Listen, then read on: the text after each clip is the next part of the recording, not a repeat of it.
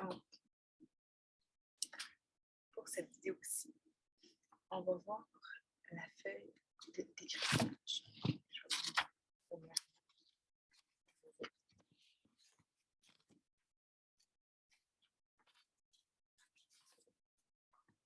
On a fait notre carte du ciel. Ce qu'on veut, c'est qu'avec le transit de la Lune, au fil des jours, on va commencer à prendre connaissance de nos curseurs identitaires.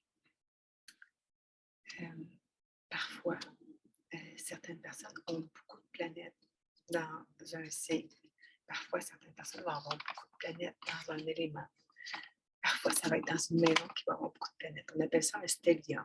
Okay? On a plus que 3 planètes dans une même énergie. On dit que c'est un stellium et c'est une énergie qui est très présente chez toi.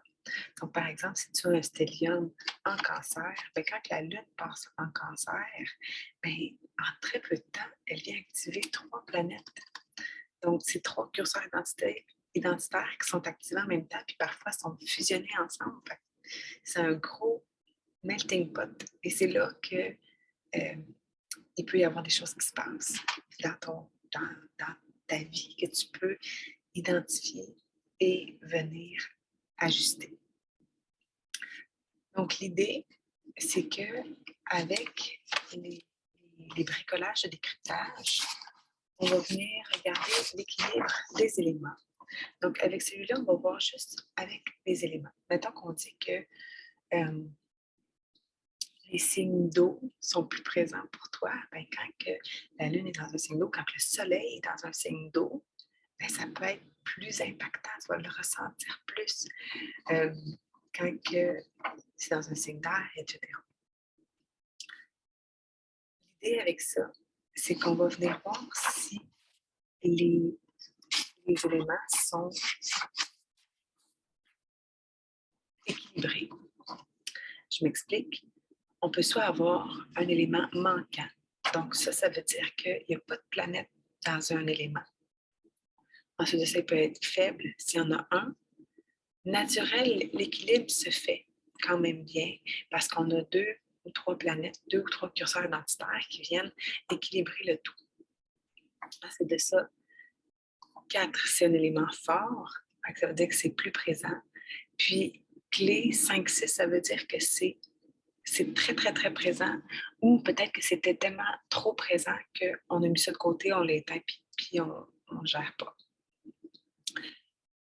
Je vais te dire ici un peu pour te donner juste une petite idée. L'élément du feu parle de l'énergie. La terre parle de toute l'énergie dans le sens, notre énergie vitale, notre capacité à dépenser notre énergie, à canaliser notre énergie, puis à expérimenter par notre gaz. Okay? Ensuite de ça, ça fait en sorte que si tu as un élément manquant, c'est le feu, ben, ça peut être tout ou rien dans le t'es loud and clear, tu veux vraiment parler fort, tu déranges, ou au contraire, tu as peur de déranger, tu passeras en dessous des tapis, tu ne veux vraiment pas bousculer, brusquer rien. Ensuite de ça, la terre, elle, c'est l'énergie de la matière. C'est l'énergie qui nous permet de s'incarner et de matérialiser les choses. Okay? Donc, quelqu'un qui aurait pas de terre du tout pourrait être très désorganisé. Pas de terre du tout ou une terre éteinte. Si tu as une terre forte ou clé, dans les 2 extrêmes, ça peut être dans le tout ou rien de la terre. Donc, ça peut être soit que tu es désorganisé, pas fiable, vraiment pas stable. Okay? Puis, au contraire, trop rigide, très inflexible. Okay?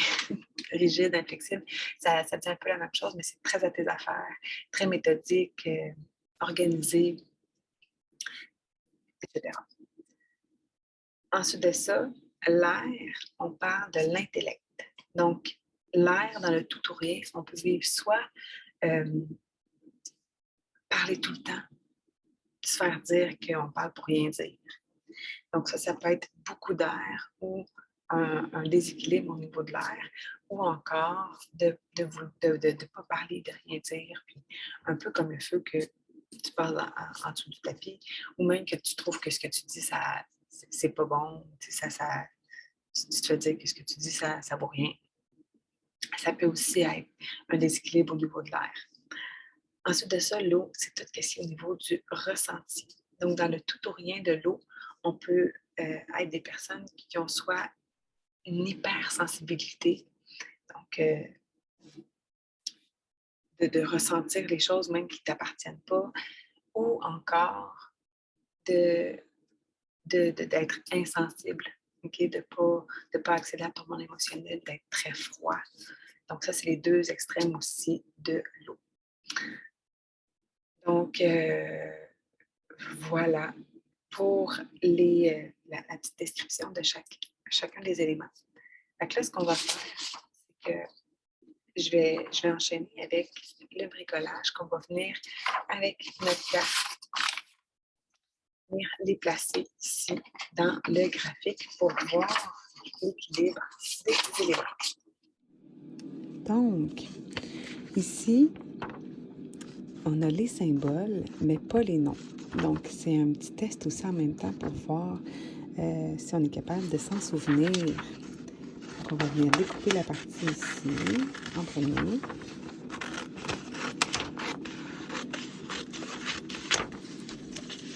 Et là, c'est indiqué, viens repositionner ces 10 planètes en te référant à ta carte du ciel, ici, pour découvrir la position de tes planètes dans les éléments. OK? Parce qu'on voit ici, on a l'élément du feu, ici, on a l'élément de la terre, l'air et l'eau. OK? Fait que, on y va. Le soleil.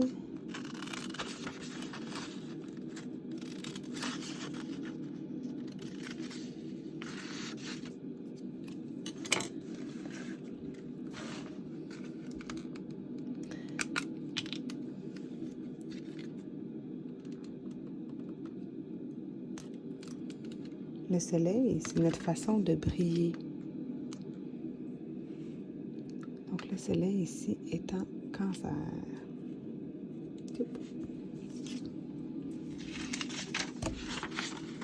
La lune.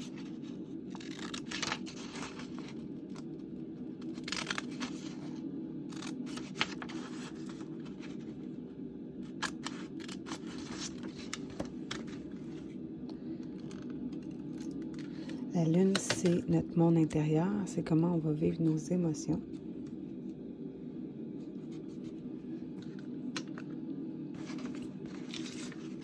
Mercure.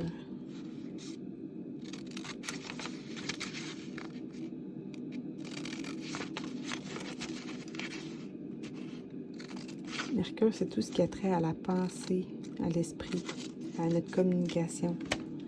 C'est très proche de la Lune dans son effet, dans le sens que la Lune nous parle de notre petite voix intérieure, notre intuition, notre capacité à ressentir les choses, tandis que Mercure, c'est beaucoup plus au niveau verbal, au niveau des paroles.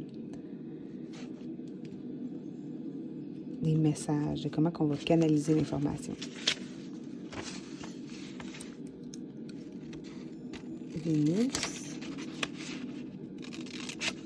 Vénus, elle nous parle de nos désirs les plus profonds, notre valeur.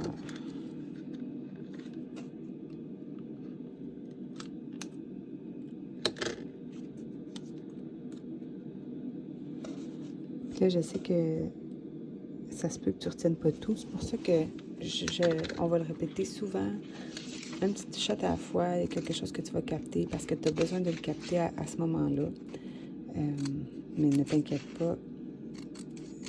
C'est des choses qu'on voit aussi plus en profondeur dans la formation Révolution.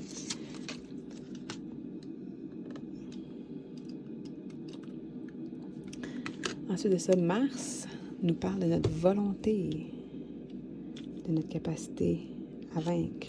Oups. Okay.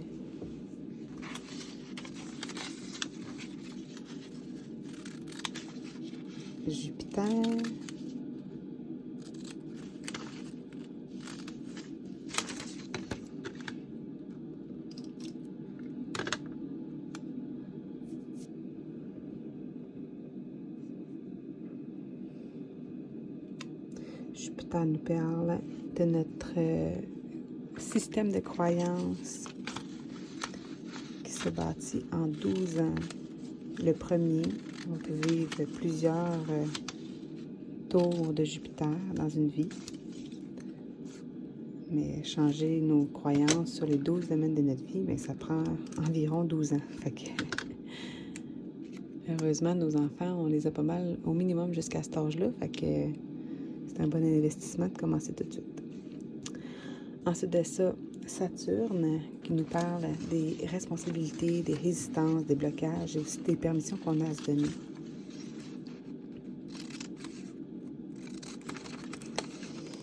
Uranus qui nous parle de notre chemin d'évolution, notre capacité à se libérer, à libérer notre unicité pour innover. Voilà. Neptune nous parle de la foi.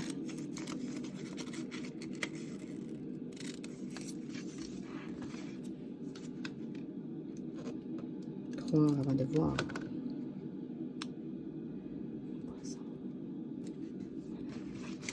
Et Pluton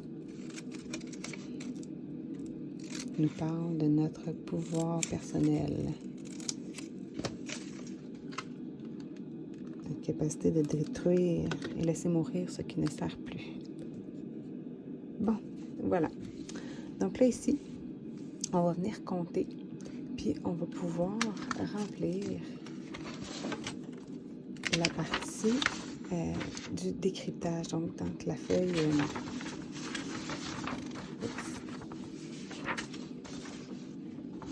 la synthèse ici. Donc, on va venir compter puis placer dans le premier tableau équilibre des éléments. Donc ici, c'est toutes les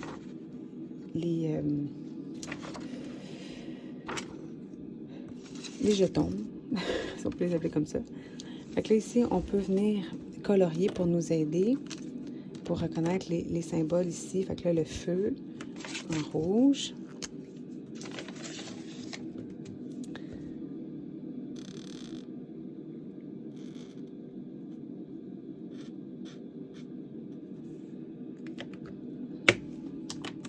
La terre en vert.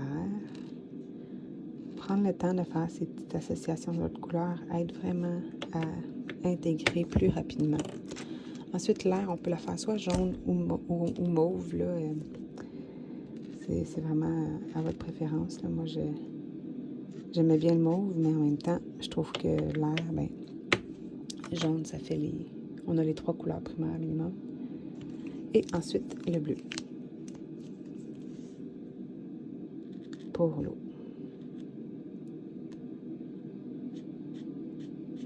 Et voilà. Donc,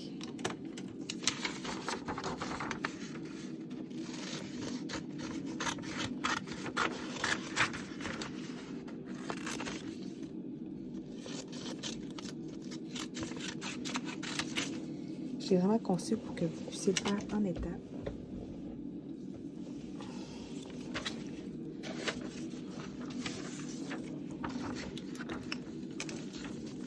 Donc, pour le feu,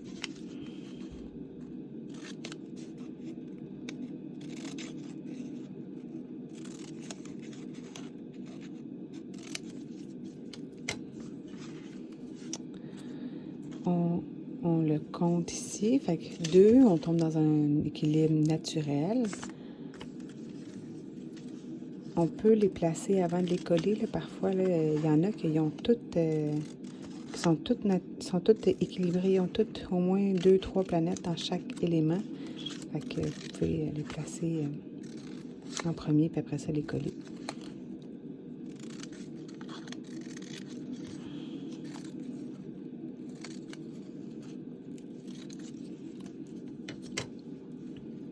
Donc la terre, on regarde et on le place.